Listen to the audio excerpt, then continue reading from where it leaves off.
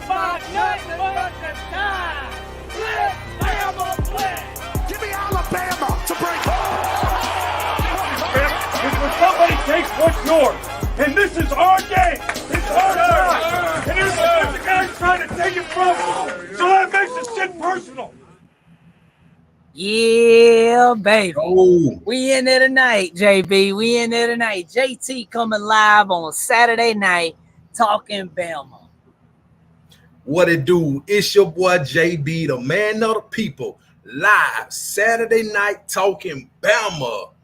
We out here, JT. So, yeah, man. So I'm gonna tell the people who we sponsored by real quick, man. And we're gonna introduce our guests. I'm gonna lead us off with Workspace Solutions, guys. Right here, we are brought to you by Workspace Solutions. If you need a business that needs a digital presence and a full-fledged marketing team, SEO, and more, there who you need to contact today, guys. Visit them right there at the bottom, workspacepros.com. Who else we sponsored by, JB? Also sponsored by Title Tower. And you know I keep it on me at all times. The Title Tower. So, folks, the Bama football season truly never ends. To support your Crimson Tide 24/7, 365 days a year, you got to get you a Title Tower. Go to the website, whitwillsports.com. Get you a Title Tower. Use the promo code STANDARD. Get you a nice little discount courtesy of your favorite Bama network, the Bama Standard, and the good folks over at Whitwell Sports. Yes, sir. So, guys, tonight, what's up, everybody in the chat? I see y'all rolling in. We're going to show love real quick, guys. We already here, man. Rolling deep. We glad y'all are in here, guys. Like, subscribe, share it out to a friend. We got some special guests tonight, guys. We got my man, Phillip Dukes from On3, recruiting analyst. This man knows it all. Here he is, man. Y'all give it up for my man right here. Chat in the chats, man. We got my man here tonight. How you doing tonight, brother? Man, I'm good, man. It's a beautiful night, man, for sure. Phillip Dukes is. That's right. Go ahead. You there, JB? He froze up, bro. JB, I don't know, man, what happened right there, but either way, we'll keep the show rolling, man. So we got you here tonight, man. Obviously, we talking Tide, right. And you know a lot of the recruiting game right now, man. JB's back now. JB, go ahead, lead us off real quick with the first question from my man Dukes tonight.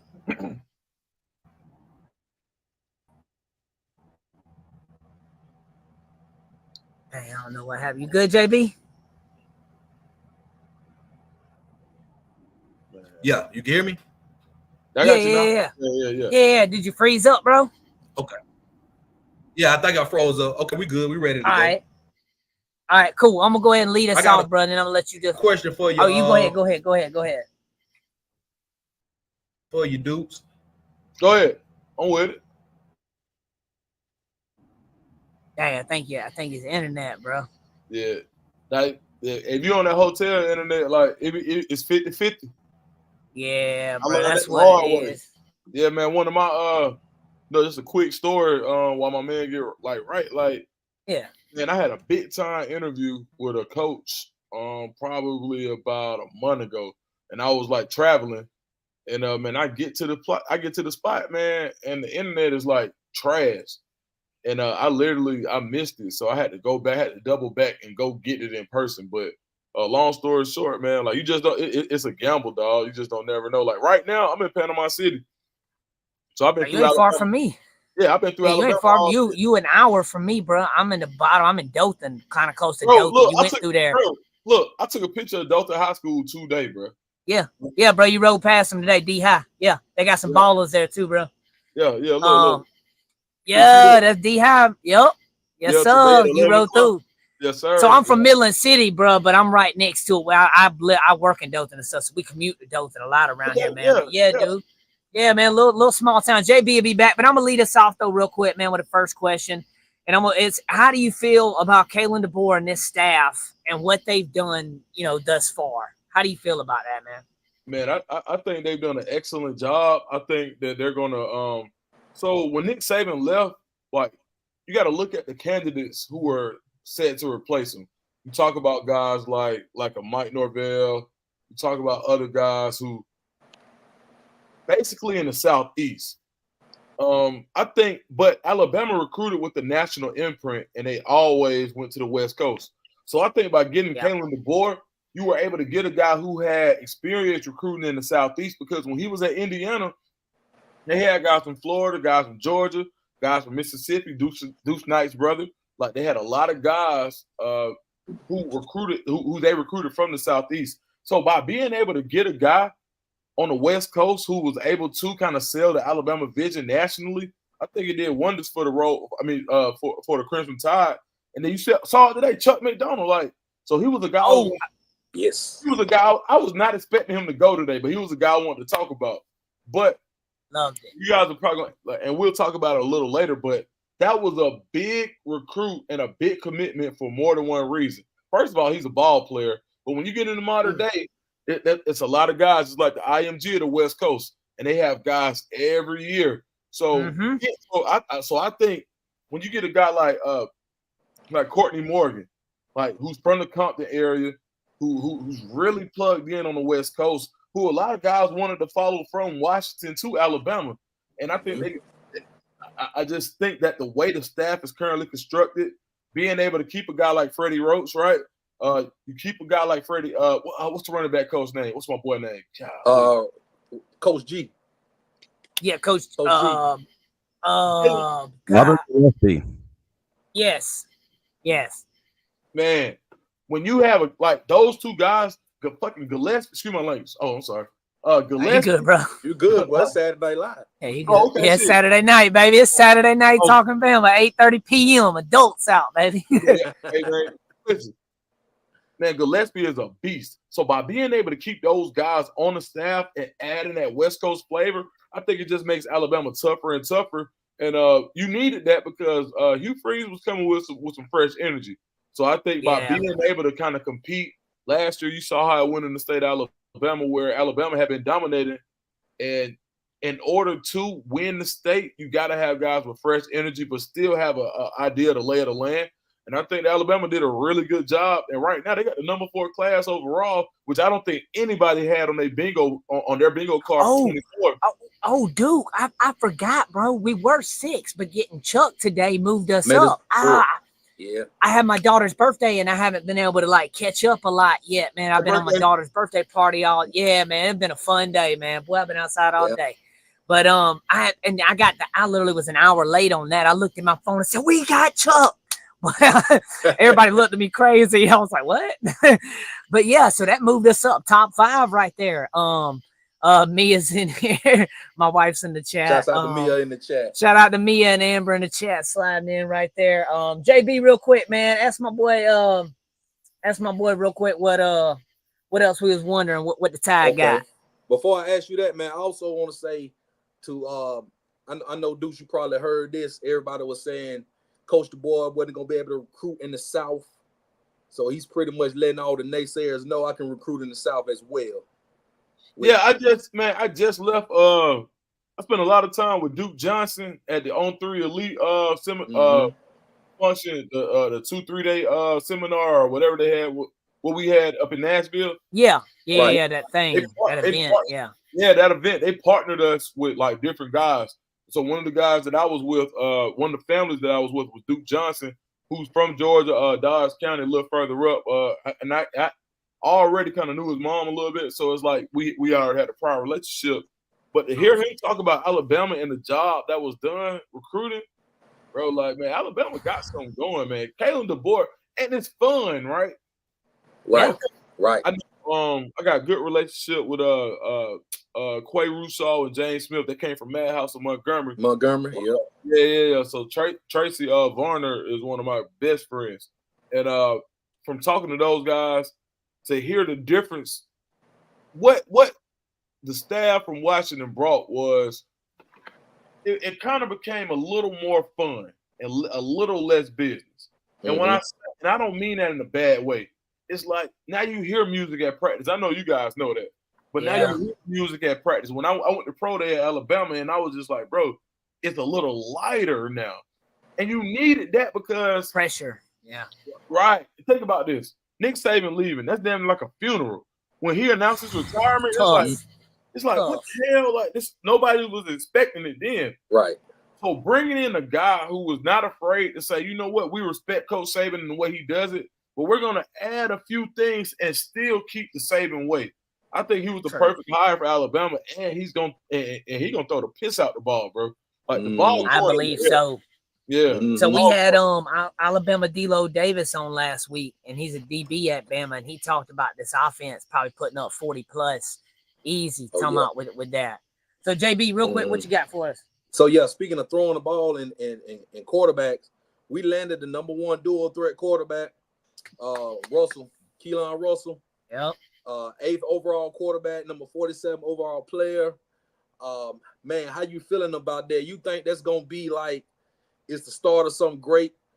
And I mentioned this last week. The guys, the recruiting, these kids are recruiting as well. They want to play with certain guys, so they're helping the recruiting process. How you feel about us getting Russell coming from Duncanville?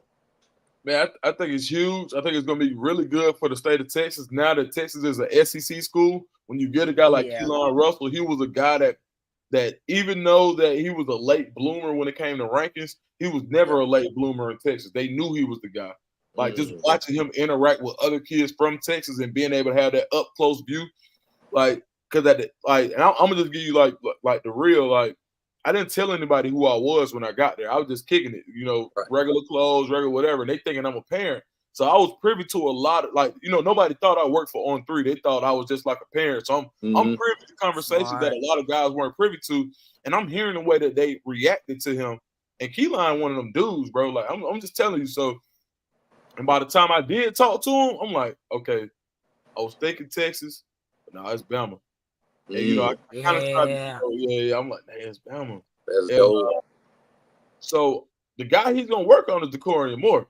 Like, and I know that everybody think that and I know that Moore is going everybody say he's leaning to Texas, and I think he probably there's a good chance.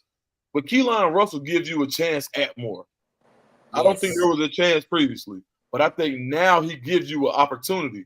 But there's another receiver that I really, really like that ain't even in Texas that's coming from way farther. I think it's going to give Alabama a really good look. So, but to get back to the subject of Russell, yeah, it can't hurt you. He's a really good player. SMU was crying. They heartbroken because they had the evaluation early. Right. Everybody else was late. Just to keep it a buck, but just because they late, there's an old saying that says a delay is not a denial. So just because people were late on him, yeah, man. Just because folks was late on him don't mean he's not that guy. Keelon Russell is a ball player, dog. They got a killer for an arm. If I had anybody that I would project to be anything like Bryce Underwood in this whole class, it would be him. Okay. And y'all heard it here first from professional recruiting expert right here. Yeah. Yes, sir. Right here. My man from On3. Justin, real quick. Got to come on real quick. He wanted to ask you. Yeah, got a couple of questions. One of the players that I was keeping an eye on is Naeem Alford. He's a hard commit to Ohio State, but you know how these recruits right now are, man. They're doing a better recruiting job than Courtney Morgan, Robert Gillespie, and Freddie Roach. They're putting that pressure on him, and I like their abilities to be able to turn the tables a little bit. So what do we actually need to do to get that flip from Ohio State? Be consistent more than anything. Consistency. I think that there's some ground that Alabama has to make up based on the recruitment of Alford's brother, Makai Hughes at Tulane, who's a running back who would have walked to Bama or Auburn, and he ended up at Tulane and went off for 1,300 yards last year. So like the dad, my guy Makai or Kaori offered, you guys can follow him, but on Twitter.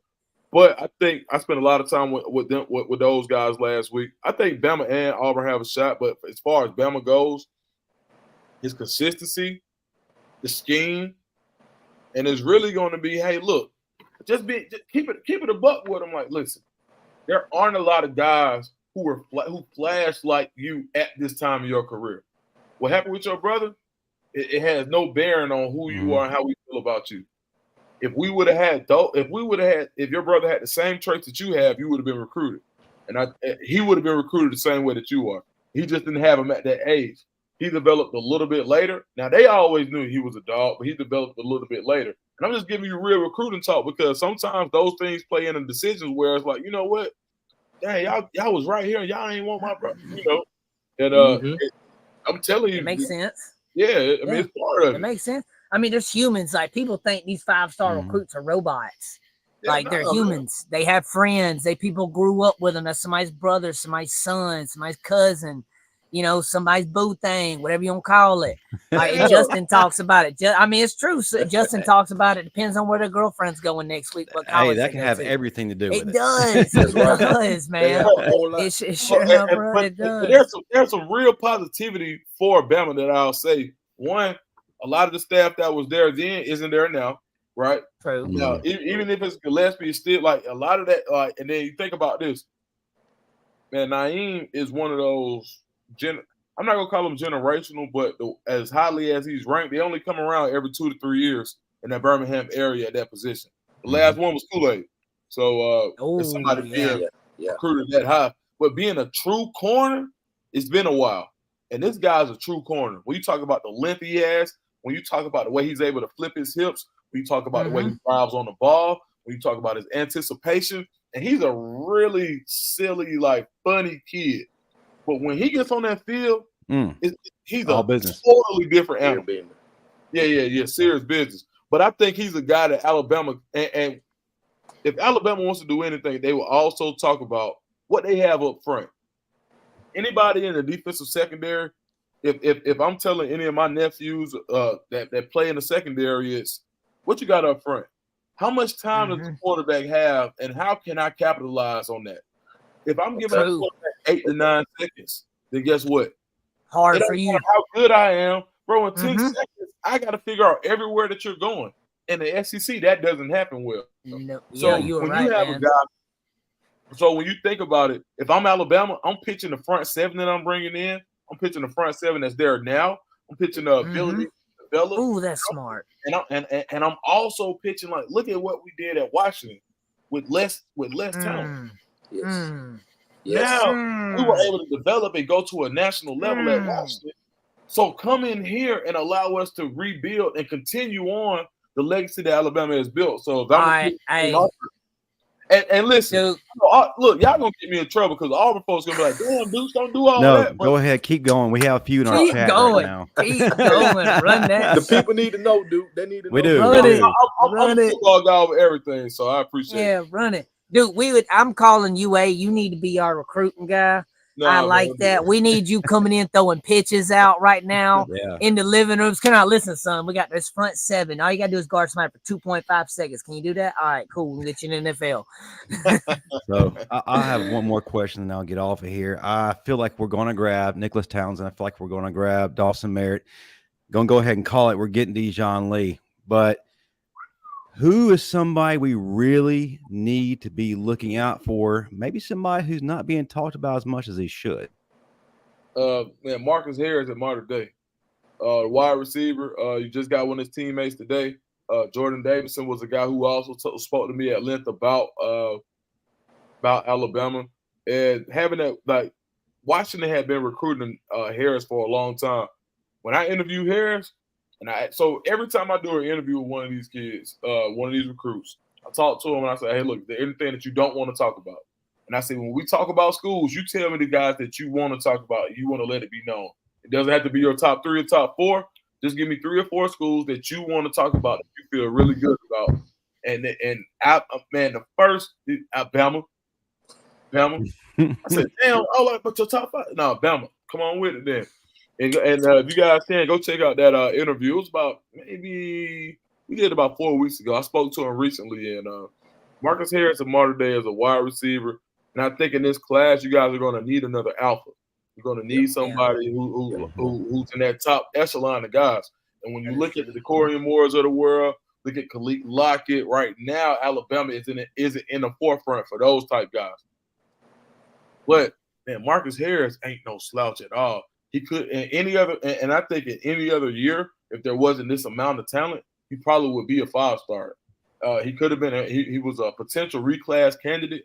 and he's somebody that has a lot. He's somebody I got a lot of respect for based on how he handles his business in the classroom and the way he just handles his business as a whole. So I know there hasn't been a really buzzy name lately, but don't forget about Marcus Harris, especially with Chuck committing today. They go against each other every day in practice.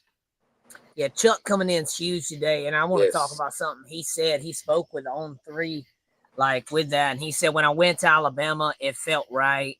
The culture, the environment just felt right. After the visit, talking with my dad, everything hit me. Everything felt right. Felt like I belonged in Alabama, and it was the best place for me. That's his quote to On3 after this. So, like, that's something that's very big because we talked about it a minute ago. We just said feelings. These people are humans, right? So, like, this guy does not only commit to Bama, he wants to come to Bama. And I think that's a big thing. And it's going to lead me to my last question with you right here, Mr. Dukes. Do you think Bama will land 3.5 more commits by the end of the summer? We'll say the whole summer frame right here. Over, under. No, July. We'll say July. This month in July, 3.5, over, under. I'll go over. I was gonna go over too, and I wrote this before the Chuck commit when I made these notes a couple days ago. So I wrote this before, but I'm not even gonna count the Chuck. That commit to Bama, and so I'm gonna provide a caveat. Like Dorian Barney, right? When he committed to Bama, I had just talked to him and his pops, right? And I saw him maybe 2 weeks ago, Memorial Day weekend at the Cam Newton 707 tournament in McDonald's. And I was talking to Barney and his pops, and they were just like, bro, we just felt it. Like, it just came. So that leads me to believe Duke Johnson, same thing. He was like, I knew he was going to commit, but it was just like, I'm going to Bama. I'm like, all right. I'm like, why, Duke? He was like, just felt right. Like, so I'm hearing this multiple times. Like, with the weekends that Alabama is putting together, it's going to be more kids that's going to say it just felt right because it does feel right. Man, Tresman Marshall, who played last year, was like a nephew to me. So I went there. I went to his pro day, did all of that. And Trez was just like, bro, like, man, it feels good down there. Like, everybody's excited.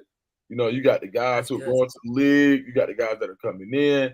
You got the coaches. You got the coaches that are coming in are still reaching out to guys who won't be able to help them this year on the field, but they're still reaching out and talking to them, allowing them access. I think all of that is huge. So, yeah, man, like when it comes down to what Alabama is putting together, like, I ain't mad at Debo, bro. I like because now, you know, like on the media level, I don't cover Auburn. I cover the nation. Yeah, I really go in and just say how I really feel now. I think Kalen DeBoer was a good guy. Like, I'm telling you. Like, y'all gonna be happy with him, and I think it's gonna be battles in Alabama like for years to come. Like, and no disrespect to Hugh Freeze, I think Hugh Freeze is gonna he's gonna get Alabama everything they wanted like he did last year. But I think the most important thing is making the Iron Bowl good again, and I think there are two coaches here that will make the Iron Bowl good. When Nick Saban, gonna be some legendary. When Saban was choke slamming Auburn for some years, it ain't feel good. When Tuberville was choke. When Tuberville was choke slamming Bama when they was on probation, that didn't feel good. But when it's a good game, that's when it's good. Hey, but much as I hate to say it, 2013 Iron Bowl is arguably one of the greatest games of all time, especially how it ended in a way we all, Bama fans, all of us. I report it for terrorism every time I see it on any platform. I don't care. I always will. That's why I don't pop up on no AIs for me on any platform. I report it for terrorism because to me it's terrorism. Man, that junk. Dude, I went home and went right to bed, bro. Done for. That just killed me. But my son in here 4th and 31. 4th and 31, baby. Last year was the first time my son cried about a football game. He was he's an Auburn fan? Oh my God, bro. He watched that game. He thought he was getting his first one. And so, you know, like you wake up as a sports fan, and that was the first time that he was like, he's 10 now. He was like, he had just turned 10. He was like, man. Oh, he was born around the kick six, bro. Yes. Oh, that is. Oh man. But long story short, what I will say is that I'm excited about, like, on a national level. I'm excited about Kalen DeBoer because I got people who I'm close to at Bama. And I really feel like he's somebody who's going to turn the program, not turn it around, but just continue the trajectory and kind of give it fresh energy. And I think that's what everybody needed in Alabama because, man, you can say what you want to say. Man, Nick Saban was a MF and legend, bro. Like all day, baby. Man, 1,000%. And being able to come after a guy like that, it takes big kahunas. And I think Kalen DeBoer is the guy for the job. Listen, Auburn just went to the West Coast and got a dud, got a spud. I do not foresee the same thing happening with Alabama. He talks to high school coaches, right?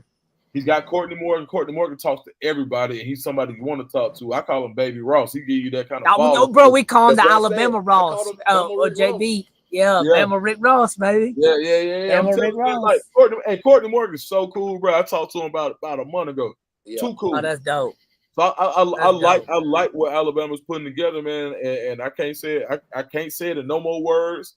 I hate saying this. My son listening in another room like, Daddy, what are you doing? But I'm like, hey, man, y'all got something cooking, man. Y'all got something to be excited about. Hey. Appreciate that, brother, man. Hey. We ain't gonna hold you too long, man. But sure, bro. We thank you for stopping by, man. We've been chatting up here, man. We got a couple other guests we're gonna move on to, man. But hey, something I do want to thank you so much for coming, man. I also want to give you a moment. Shout out to all your social media platforms. Let the people know where they can find you at, brother. Oh yeah, check me out TikTok, Instagram, and Twitter at Dukes D Scoop, DUKESTHESCOOP. Okay. Hey, Dukes, I got a TikTok page for Alabama that I made. It's a Bama page called Roll Tide Nation. I'm at like 140,000 followers. I'm gonna have you on one night. Let's do a TikTok live, and we can kind of grow your little grow an account for you, bro. I don't know how you doing on there, but I do lives with people, and we chop it up sports stuff, man. Bro, I would love that. Thank you, bro. Yeah, I'll hit you up, bro. On X, and we'll chat. Yeah. Dude, one quick question: What team is Tresman on now? NFL team. Yeah. He's still waiting, man. He worked out with Seattle. He went to rookie minicamp with Seattle, and then he went to minicamp with the Dolphins, and then the Giants called. So right now he's just waiting on that call. Okay. Bet. I'm a Miami fan, baby. Let's go. All right, fellas. We appreciate you, brother. All right, man. Sure. All right, guys. That was Mr. Duke right here from On3. Gave us with some knowledge, boy. JB, bro, tell me, boy, real quick before we introduce the next guest. He got me excited, bro. I ain't gonna lie. But I already knew. I knew when you told me he was coming on the show, JT. I already knew he was gonna tell us something good. And this for all y'all, man. We doing this for all the people. Oh yes, bro. So everybody watching this is legit. We just want. And I saw some of y'all say that y'all love the show, man. I'm seeing that from the real van. Talking Bama's great, man. We appreciate it, brother. We appreciate it. We try to give good content. And so something for all of us. Auburn fans out there too. Oh yeah, them AKA Bama fans, baby. Some AKA Bama fans. But next, guys, we have one of the biggest Bama fans, if not the biggest, right there with Roll Tide Willie.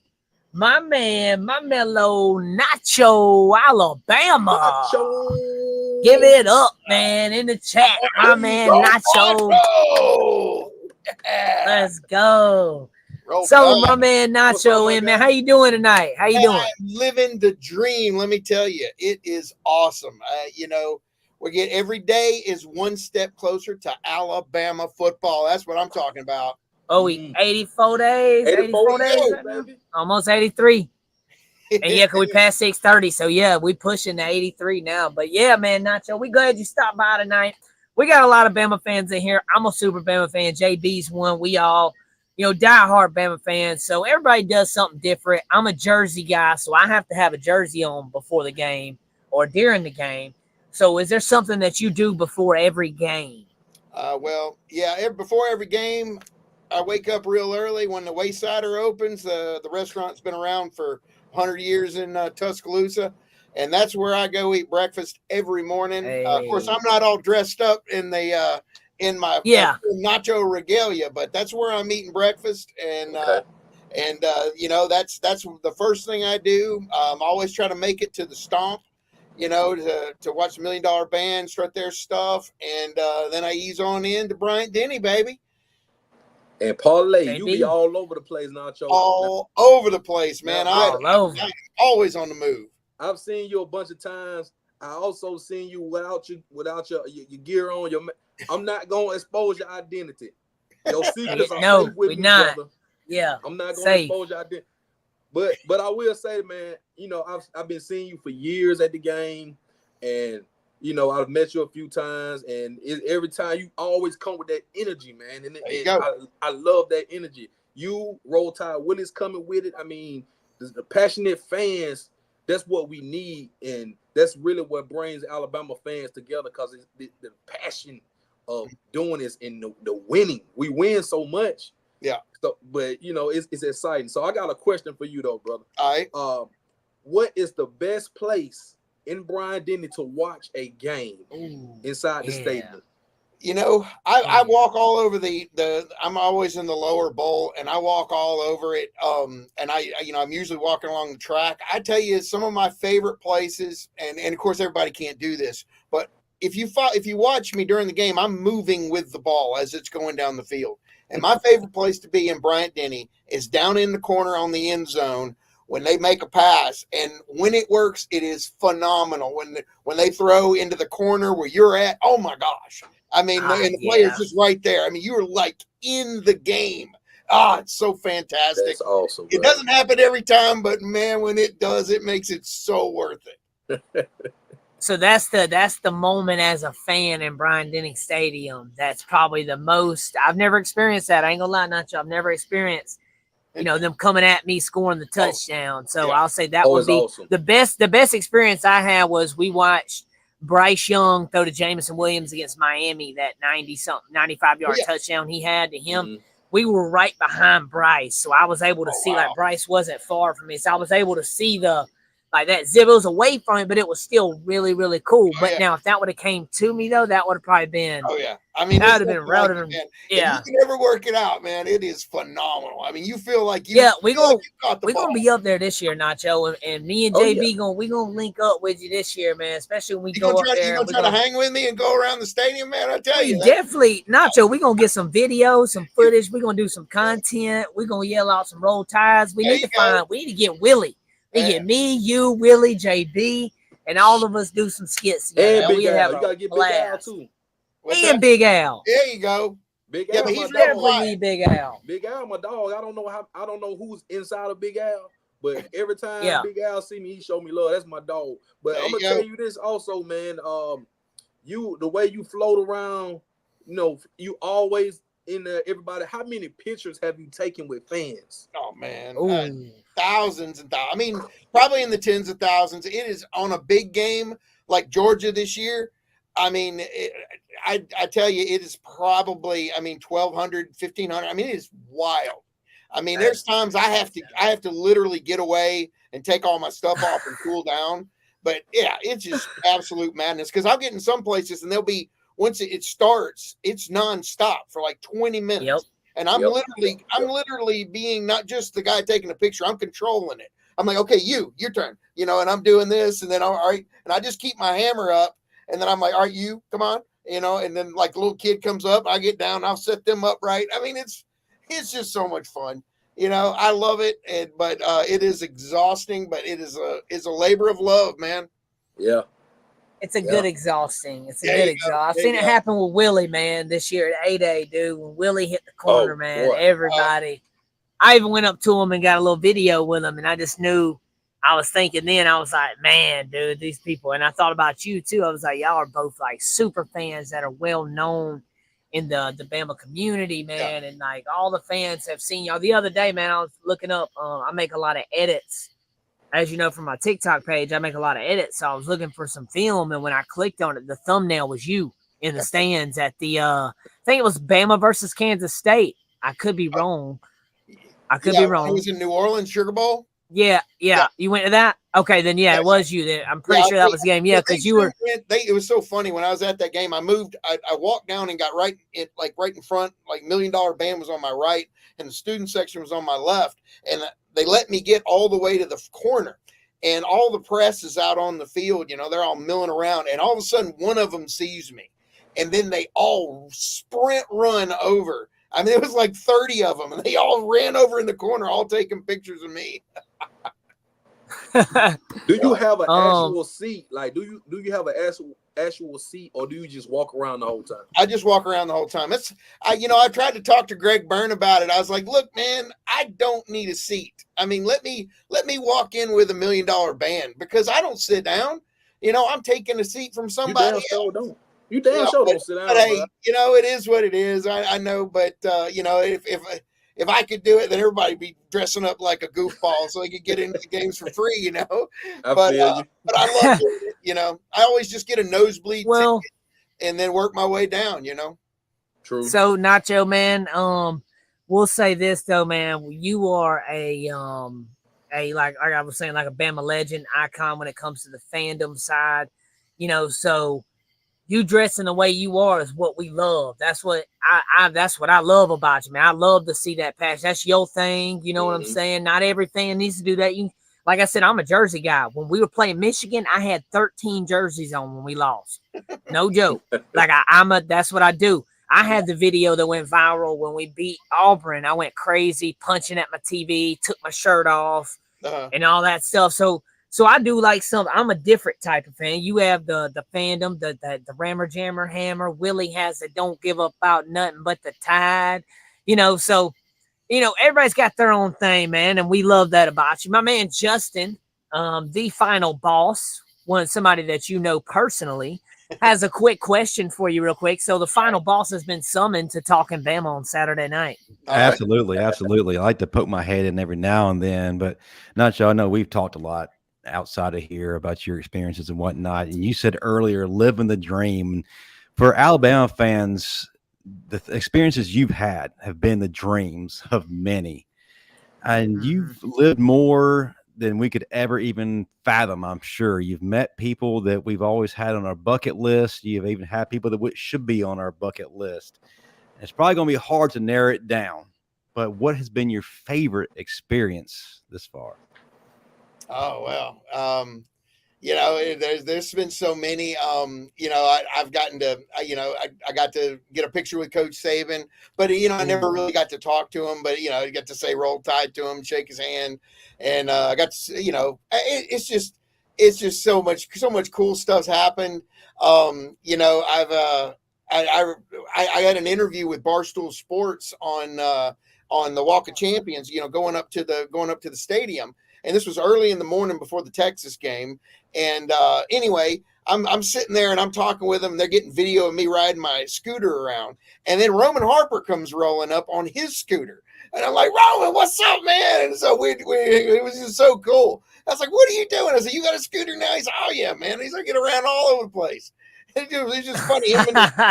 Him and his scooting around on a scooter. And then, of course, me and my goofy stuff. That's funny. And Roman Harper, Bama legend too. Baby. Oh yeah, Bama legend. Yeah, he made the Bama hammer. legend. He made the hammer. He's right down there. Yeah, but I mean, I've had some cool things. I got to meet Miss Terry. That was one of the coolest. Ooh, that's awesome. Yeah, I got to meet her at a Mississippi State game. I just was standing up at the fence watching the players, and I look, and there's Miss Terry standing right beside me. And anyway, I got to talk to her for a second and got her to sign the hammer. And she's up here. That is and legendary. the other cool side to this is this past year when they had Fan Day. I got out there and was going to get I got Coach Saban to sign my hammer. And the funny thing is, right here under this tape is Paul Feinbaum's signature. He was one of the first ones I ever got to sign it. And I was like, Paul doesn't deserve this kind of real estate. I said, I want Coach Saban right next to Miss Terry. And so that's what I did. I covered him up. You can kind of see that the tape's kind of new on this. Mm-hmm. Coach Saban signed it. And I had some video on there with him going, how'd you get her to sign this? So, it was so cool. And it's just, that was one of my favorite stories, and then I've got the proof, right here, having them both on there. That's fun awesome. Fact story about the Bama hammer, baby. There you go. Hey, you was in front of me at a Fan Day last year. I remember you was right in front of me, and I got my autographed ball. Oh, yeah. Yeah, you was in front of me, so I saw the whole thing take place. Oh yeah, that long line in that heat, man. Wow, that was brutal. Hey, so what's the loudest stadium y'all have ever been in? So we've all been in some stadiums. I'm gonna say Bryant Denny back in the early 2000s. I remember going with my dad, and I was a kid then. But one of the loudest I've ever heard it. Bryant Denny, early 2000s. Had some good pops. What do you guys think? Oh man, I tell you, I what was it? Year before last when we played Texas A&M, when we had them at home, and man, it was our whole season, and you could feel it. I mean, because A&M wasn't supposed to give us the game, and they did. And man, it came right down to literally a screw up on literally the last pass. And I'm sitting there looking, and I'm like, if we lose this game, we're out. We are done. We're out of the playoffs. We are done. We lose this game to, I don't even think they were ranked at that time. And luckily they screwed up, man, made a bad pass, and we ended up winning that game. But it was so loud, man. Because you could feel it. The crowd had to get involved. And I think that's one thing that I can bring to the games is, hey, get me up on the big screen up there, man. Let me get them hype. I think I'm a vital part. I mean, I don't know if give Nacho a mic. There you go, baby. Let's do it. No, give him a megaphone. Put me in the middle of the field. I'll get that whole place bumping, man. Roll Tide. Yeah, man. You heard Nacho, baby. Let's go. There you go. Let's go. Nacho, man, we thank you for coming by tonight, man. We ain't gonna hold you up too long, man. We appreciate you, man. And everybody, real quick, let everybody know where they can follow you at, man, and find you on social media. All right, you can follow me on Instagram. It's Nacho_Alabamo, and Facebook is Nacho Alabamo. Pretty much, if you just Google Nacho Alabamo, you can find me. There's all kinds of cool stuff out there. And come follow me, man. I put on some good stuff. Hey, and on October 12th, my birthday was actually May 18th, but I'm going to have it on the quad October 12th and for the South Carolina game. So come see Nacho, man. It's my 50th birthday. Roll Tide. Okay. Roll Tide. Roll. Let's go. Yeah, my man Nacho, man. My man. Well, we appreciate you coming by, Nacho. Everybody follow my man Nacho right here. Friends at Talk'n Bama and the Bama Standard. Friends, partners with us. We appreciate you coming by, brother. Appreciate you, Nacho. Have a good night, man. All right, you too, man. Roll Tide. Roll Tide, baby. Roll Tide. So, guys, next up, one of my, I've met him through social media. He's become like a friend to me, homie, whatever you want to call it. Really cool guy. He played at LSU DB. He also played at the Atlanta Falcons and played in the Super Bowl as well. Guarded Julio Jones. Give it up for my man, Mr. Collins, and also a host of the Raw Room podcast. Very, very, very successful podcast. My man, what's up, brother? Jaylen? What's going on with y'all? Y'all can hear me straight? Yeah. We hear you, man. Cool. So, I'm glad you stopping by tonight, man. I appreciate y'all. Couple different questions. Yeah, man, no problem, man. And also, real quick, guys, if y'all don't know about Raw Room, make sure you can go on. No giddy with that. Go on YouTube, type in Raw Room. They got great content. NFL vets, them boys. They also clown. They funny. My brother was here earlier and was talking about you and Darren Bates on the show and said, Bates looked at you and said, yeah, but you played in the Super Bowl, though. And you said, well, you didn't even play in one. Exactly. And we was dying laughing. I was like, the first time we had Jay on, I ain't want to talk about that. I said, but at the end of the show, it came up. So I was just like, how about it? And he said, man, it took me 3 years to talk about that shit. Took a little minute, man. Well, yeah, I feel that, bro. I wouldn't want to talk. I wouldn't want to either, bro. But while we got you in here, bro, what I do want to talk about is though, man. Back to your Atlanta days. For the Bama Standard fans that are in here, guys, and watch the show, man. What's it like guarding Julio Jones? Give us that one-on-one, man. Let me know what that's like. Man, it was really one of them matchups where you like, all right, let's see what we made of. You know what I'm saying? Like, let's see if we actually putting in work for real.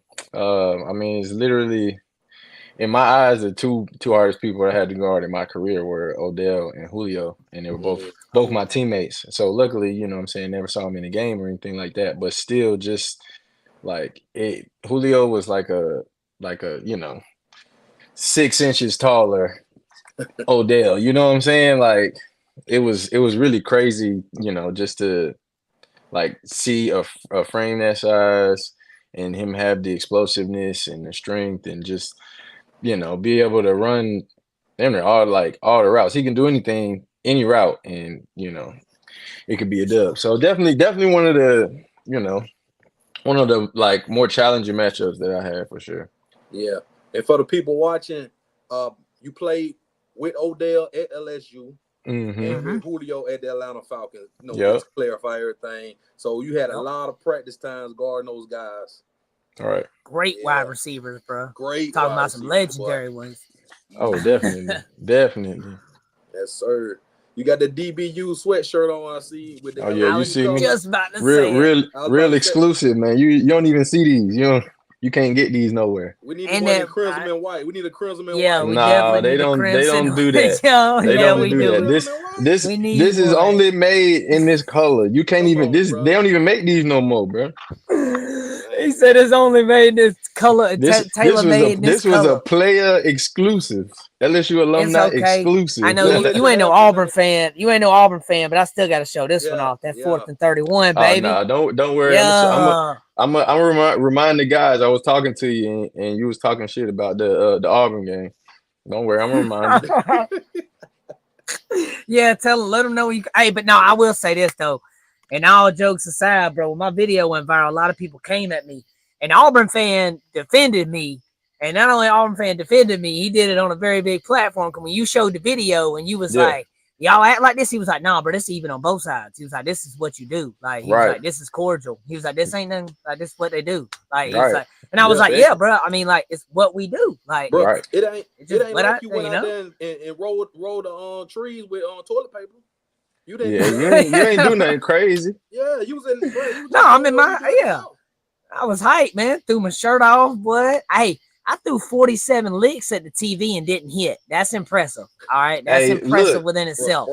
Look, I feel you. I mean, I had the same type reaction in 19 when we beat y'all in overtime. Like I was calling all my boys just losing it in the house. We was having a good old time.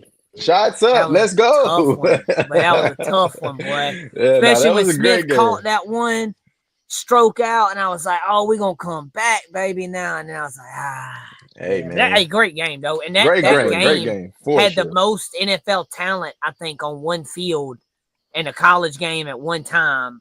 Then period. You gotta think Joe Burrow too. Yeah, long. They're right now, man. Dog, I mean.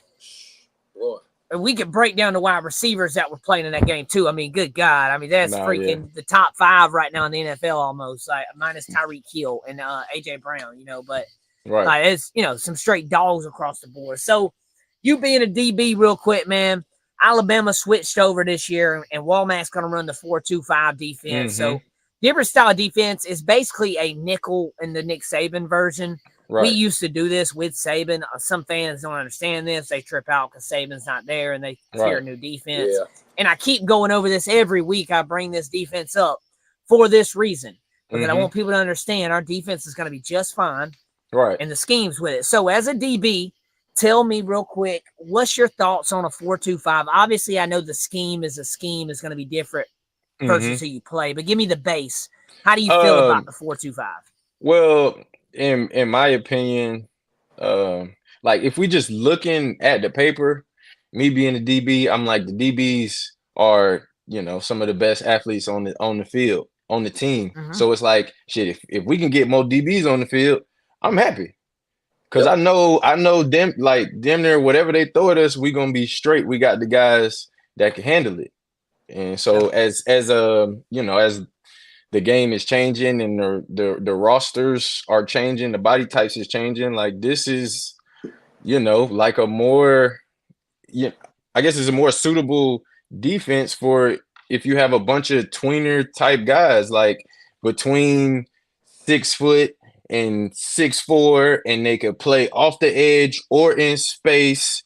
You know what I'm saying? They're big enough, but they're not too big. So it's like it's tough because it's like you don't want to just limit that type of guy. Like, oh, he's 6'3", he 230, 240. They might put on 10 pounds and we could just make him a DN, or we could just like confuse the offense, and we don't know if he gonna end up coming off the edge or he just gonna drop back and make, you know what I'm saying? So it's like the same way we did with Perkins. Like he was playing in space a lot more last year, and I feel like that was actually a good look for him because he's not, you know, your prototypical defensive end that's 6'5", 200, you know what I'm saying, 60 pounds or something like that. He's not, you know, like a crazy frame type guy, but he can actually do a lot of on the field. So it's like, it only makes sense to have more playmakers on the field for real. Yeah, it makes a lot of sense, especially being the athlete part real quick. So I think that's a unique way to put it. We had last week Alabama DB D'Lo Davis on, and he broke down kind of the same feature of saying that Malachi Moore at Bama spoke about the scheme part of this is kind of like see ball, get ball versus where with Saban, if no matter what happens in this play, this is what you do. And if this guy does this, you do that. No matter what happens, that's what you do, right? So that's why we had blown coverages. People are like, where was that guy at? Well, he thought this guy was there, so he didn't go back. Okay, so now we have a scheme to where it's watching the quarterback. So you react to what you see. It's almost like when you're a dancer, you dance to what you hear, not the moves you know, because then you can be off. So in a way, I think it's going to be really good for us. And you just mentioned the five, that'd be 5 athletes out there, and they're some of the freakiest athletes out there too, like you said, man. So that's good there. JB, you got anything you want to touch on this before we? Yeah, I got a question, man. I know y'all talk a lot of SEC ball on the Raw Room. So with the 12-team playoffs coming up, how many SEC teams do you see getting in? I know a lot of people were saying maybe like 5 or 6. What do you think about it, bro? Hey, real quick before you go, Jay, real quick, I'm going to tell you this. So in 2023, the last season, SEC had 6 finish in the top 12 in the Week 15 rankings, meaning that this would have been the final 12. It was Texas, Bama, Georgia, Missouri, Ole Miss, and Oklahoma. Right. Go ahead. Well, I mean, like we said on our show when we talked about it, a few months ago, it's gonna be almost the same situation that we in now. It's gonna be like y'all said, half of the teams are gonna be from the SEC, and they made our conference bigger. Added 2 teams that wasn't in our conference and are already making it to the playoffs. So they didn't really help. They didn't really help the case for trying to even the field when they just took 2 of the people that was already in contention for the playoffs and put them in our conference when we already been, you know what I'm saying, been holding it down for as long as I've been paying attention to college football. SEC teams been in the top. So I mean, it's gonna be at least half.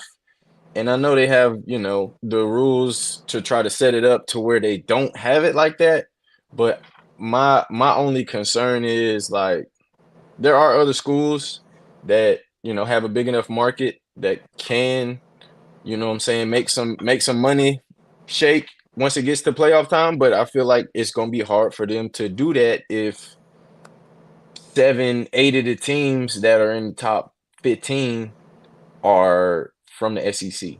So I feel like they put themselves in almost, even tougher situation because it's like almost going to be impossible to keep that many teams out if we not good. Like, so I don't know. I don't really see it like changing because the SEC just keeps getting stronger. So especially if there's a lot of like 2-loss SEC teams in there. I mean, you're going to keep a 2-loss Georgia, 2-loss Texas, Bama out of the playoff, out of the top 12. You're not going to do that.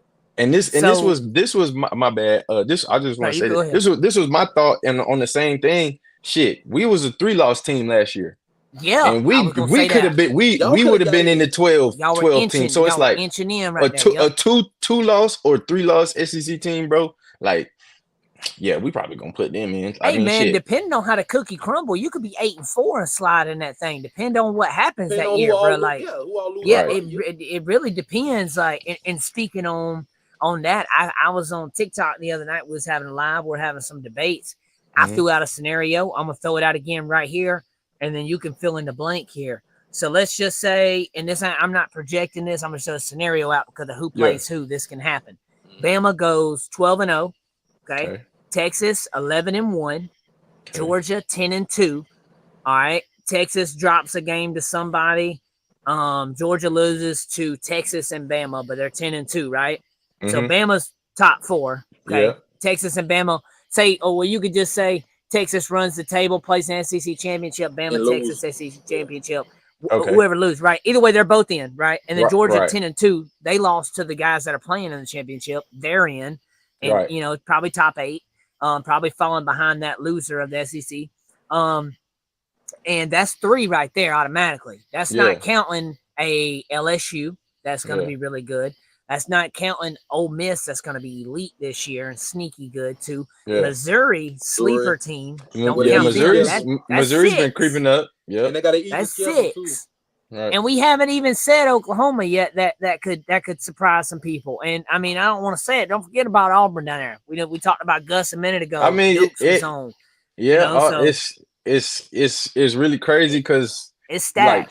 Like, with the way things are now, like we have the teams, like all the teams you listed that have been good. It's like, okay, well, shit, we know that.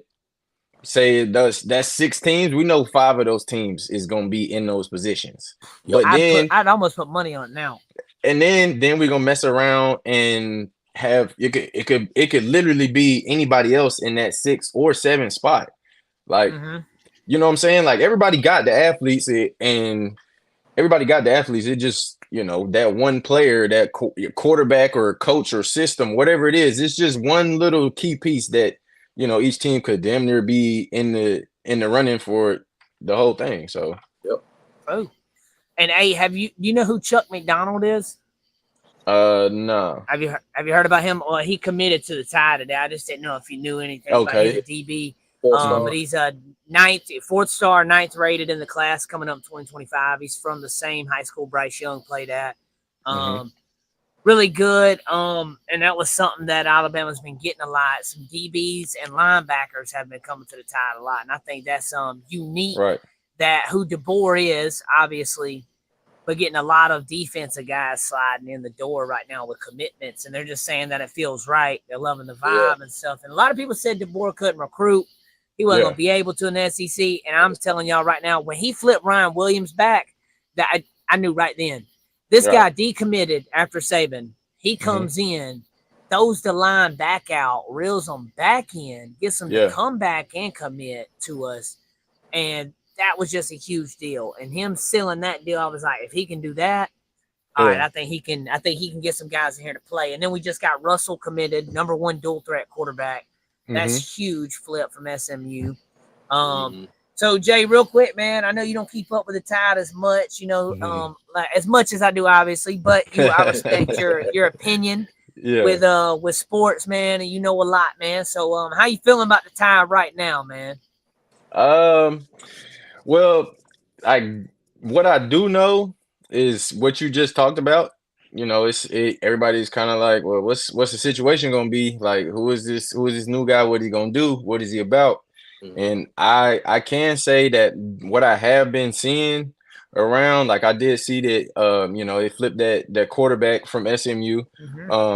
But just seeing like the offseason that he's having, I feel like it's almost kind of the same situation for BK when he came in to LSU. It's like he's not a LSU. I mean, he's not a SEC guy.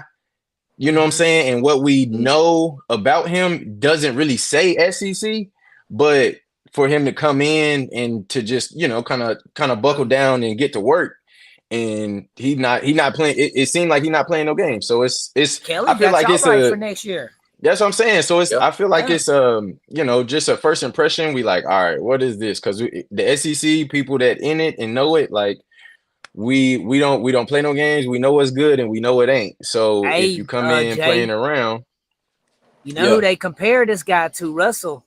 The first comparison they gave him, right? JD5. Off rip. He's 6'3". He got the same little slenderness to him. Dude's real shifty like JD. And he can run, man. Let's hope DeBoer doesn't fake a southern accent like weak. DK does. That's funny. That's funny. But no, I feel like he's gonna actually, do pretty good. You know what I'm saying? It's hard to follow Saban, but I feel like he's gonna do a solid job just from what I'm seeing already. Yeah, he needs to be DeBoer though, and not Saban. And I absolutely. I definitely want him to be himself. We don't want him to, like you said, come in and fake no accent. I mean, we gonna give BK grace. But now Kelly, I actually like what Kelly's done at LSU though. That's what I'm saying. He's done really good at LSU. In the beginning, it was a little much, but like he's actually shown improved that win over Bama helped a lot. When he did that, it was like okay. He like I'm not gonna say that I wanted DeBoer to come in and do bad. Like that would have probably been the last thing that I wanted to see is Alabama come out and just be completely different, a completely different program.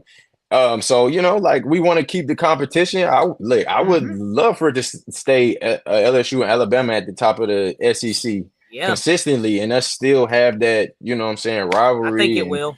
Competition. So be up there. I feel like he, he got opportunity to do some good stuff out there. Yeah, and I want to throw this out there since you said LSU Bama. You guys remember when we played in the national championship, number 1, number 2, they were talking about adding more teams because we don't want the SEC to keep playing for the damn national championship. So now you adding all these teams making it the playoffs, you still gonna get SEC playing for the national championship. Yeah, bro, the Alabama LSU Natty started the whole playoff thing. That was the point. That was my red shirt freshman year. So I didn't play, but I was on the sideline for 90% of the games that year. And so being on the sideline for that game and just like that week leading up to it when we finally found out who was going to play, I was like, bro, there's no like going back from playing NCAA and, just watching sports. Like there's no way that this 2 teams from the same conference play in the championship. The BCS. Literally from that moment on, bro, it's never like been a doubt in my mind that couldn't happen multiple times, and we have almost had that. How many times? How many times? Because we had Bama Georgia in the national championship. Then right after that Bama LSU game, Bama went back to back 11-12. So they were like, hey y'all, we got to fix this. Bama runs the table in 13. They got to call in the devil to do the kick 6 for us to get us out of here. I still have some voodoo stuff they did on us. I don't care. I'm gonna say it every time. That's some voodoo stuff. Hey, look, y'all shouldn't even been there in 12, bro. Man. That shouldn't have happened. Oh yeah. That should not have happened, bro. With the Ohio State thing, wasn't like they. No. I'm talking about I guess 11. It was 12. No, you're talking about no. It was 12. The screen. Yeah. Oh yeah. Y'all shouldn't have been in there because fucking Iowa State end up losing or beating State. A lot of teams lost. They end up losing. So it's like, well, they just the next best. So that's what I'm saying. Like all right, well, they not supposed to get in. Well, we can't really put anybody else in because they suck. Yeah. Come on now. Man, the BCS was like a good, bro. It was good, but it sounded good on paper. It sounded good. It's like, yeah, man, this is it. There's no flaws here. But then you look at it at the end of the season, you're like, wait a minute. Yeah, hold on. This ain't right. It's terrible. But in 2011, the best 2 teams were Bama and LSU. I'll agree with you there. Yeah. I'll agree with you there. That regular season game, man, could nobody score? Game of the century. Game of the century, they call it. Look, that was one of the I think one of the like two games that I didn't travel to. And I tell you, I was sitting in the apartment with a bunch of my teammates and other athletes that didn't travel or wasn't doing nothing, bro. That was probably one of the craziest nights ever, bro. Everybody was like glued to the TV, couldn't breathe. Don't say nothing, bro. Just watch the game because nobody was scoring. And then we get to the end of the game, and it's like, bro, what in the hell is happening? Right, what is happening? Yeah. What is happening? And then the Natty, bro, nobody scored a TD till Trent broke one late right there in the second half, man. And we had 1 TD scored out of both teams in 2 or 8 quarters. 1 TD. You know, craziest season, craziest end to a season for sure. Well, guys, we went OT on y'all tonight. We went a little bit of OT on y'all tonight. JB, you got anything else for my man? No, man. I appreciate you coming on, though, man. Oh yeah. You got to tell everybody where they can find you on social media. Yep. And tell them about the Raw Room too. Okay, yeah. So on socials, IG is jcar_32. I'm on Twitter, jcar_11. I mean that's you can, and then on those I have a link in there. But y'all definitely go check out the Raw Room, man. We shoot a podcast. It's on all the streaming platforms. If you want to watch it, it's on YouTube. We do a bunch of sports talk, current events. We had guests, you know what I'm saying? Talk about crazy moments. We got some food, some big back stuff on there. Oh, dude. No, bro, that one Breakfast of Champions, bro. Y'all posted today with the donuts and the cheeseburger. Yes, sir. Yeah, boy, yes, sir. that junk looks so fire. Boy, I was like, oh, we have donuts in there, but that kind of looks fire. Baby. Yeah, no, man, we have a good time. Talk a lot of sports, man. Have a lot of fun. So y'all go check us out. Yeah, man. Y'all make sure y'all check our boy out, man. We appreciate you stopping by, man. I appreciate y'all having me, man. Whenever I'm up that way, bro, I'm gonna come by and I'm gonna have to come absolutely, by real quick, bro. chop Pull it up up with y'all boys at the stew real quick, man. Oh, for sure, man. We definitely be down for that. Bro. Yeah, we might have to do it around season time. Do something, man. Have like a college football little thing, like on a bye week or so. Yeah, look, man, we down with it. We gonna be here. We gonna be active, man. Yeah, we're gonna link, man. Everybody, shout out to the Raw Room. Shout out to Jay coming in tonight, man. He's been on the show a couple times. We had it on TikTok. Yes, we converted now to YouTube, guys. We appreciate my man stopping by. We'll probably chat with him again coming up with the season right here. Appreciate you coming by, man. Appreciate everybody for the show tonight. Y'all be easy, baby. All right. Yes, sir. But yeah, JB, man, it's been a great show. Great show, man. Also, guys, I didn't forget about the jersey giveaway tonight, but I will say this: my daughter turned 7, so I've had a whole party today. I didn't have a lot of prep time. I'm gonna be 100% honest, but I do have everybody's name to comment on the last episode. But we are gonna extend it, like JB said, so I'm gonna do 2. All right, I'm gonna do 2 here, and I'm gonna be very nice about it. Kat, yours will be soon. I'm gonna DM you about yours coming up. The 2, comment on this video after it posts right here, guys. If you're in here, comment on this video, like it. We're gonna put all the names on both of them, and I'm drawing 2 of them out. Whichever ones you get, I'm gonna get with you guys, and then we'll kind of go from there. But that's how we do it. Thank you, Miss Linda, for that. Happy birthday, my daughter. Thank you. She turned 7 today. Ain't playing, boy. We ain't playing, with the guys. Jersey giveaways, boy. We ain't playing with the jersey giveaway, guys. Y'all make sure y'all tap into the show, man. Tap into the show. We got great content. Look at that line of people we just had. We just had Duke from On3, Super Bama fan Nacho, and followed up right there by Jay Collins, right there, Raw Room co-host, and then also former LSU Atlanta DB. So I got something JB, for y'all man. Auburn fans next week, man. I don't want to say it right now, but Auburn fans, tap in next week. We got something for y'all. Hey, I know that they in here. They in here. I know they in here. Yeah, thank you guys for the happy birthdays for my daughter. Thank you guys so much. Shout out to Title Tower too, man. Before we go. Oh yeah. One more time, guys, for the sponsors. WhitWillSports.com, man. Yes. You know, the football season truly never ends. To support your Crimson Tide 365 days a year.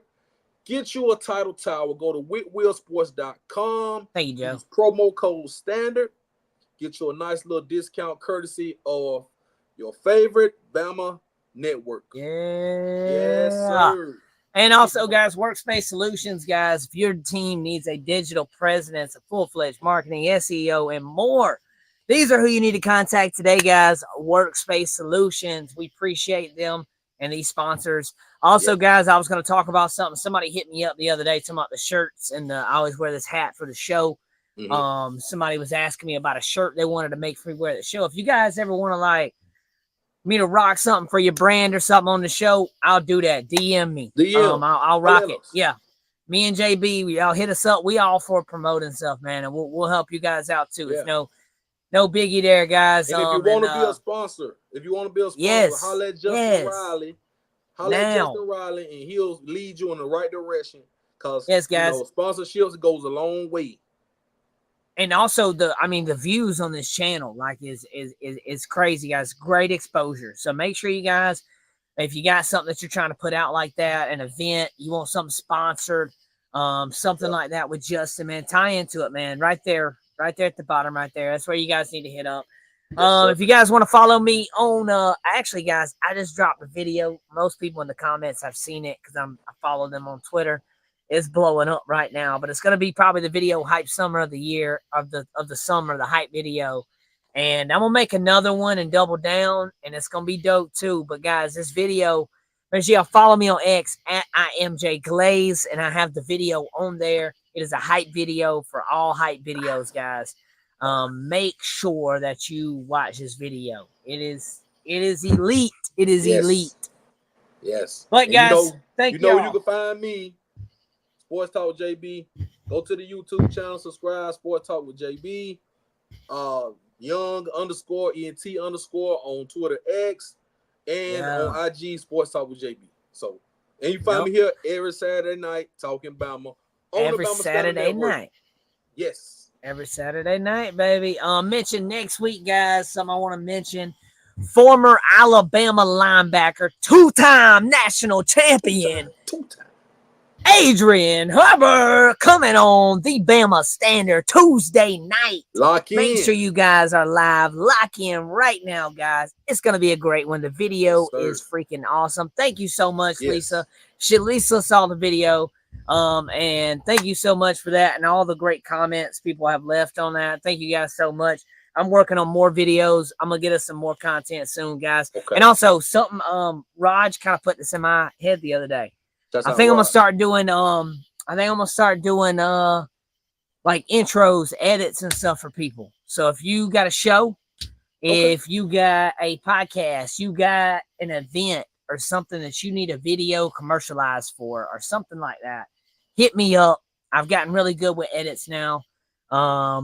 And we're pushing 141,000 followers on my page now on TikTok. So hit me up, guys. Chris Williams, guys, real quick example of why not to do drugs when you predict Alabama 10, Auburn 38. You'll never see that in your life. You got to flip that. It's going to be Alabama 38, Auburn 10. That's what. Or you put Bama 100 and Auburn 38. That'd probably be more realistic. But guys, we went OT tonight. Already going on 38 points on us, brother. No, bro. We went OT tonight, guys. And we appreciate you guys coming in. Chris, go to special bits. I thank you, Linda. Thank you, Linda, coming in. Linda P coming in, baby. Put her out of sleep. Chris out of mental health. Chris Williams like to pop in and out. See, Chris Williams he just that's an Auburn fan for you. That's an Auburn fan. They don't watch the whole game. JT, Auburn fans only pop out if they happen to get lucky and beat Alabama or Georgia. They only pop out when they do something good. When they losing, they all go on witness protection. So that's all I got for y'all though. Shouts out Chris. We've had some great overtime tonight, guys. We had 3 guests on. Chris missed us tonight, guys. Shout out to our boy Chris, our third panelist on here, man. Sir. He'll be back. He'll be back. Chris, he'll be back, man. He had to handle some biz, but we'll be back next weekend, guys. Yes, we will. And it's going to be nothing but the Tide. Y'all have a blessed week. And remember, like, comment, and subscribe. Be a friend. Tell a friend about us, baby. Roll Tide. Roll Tide.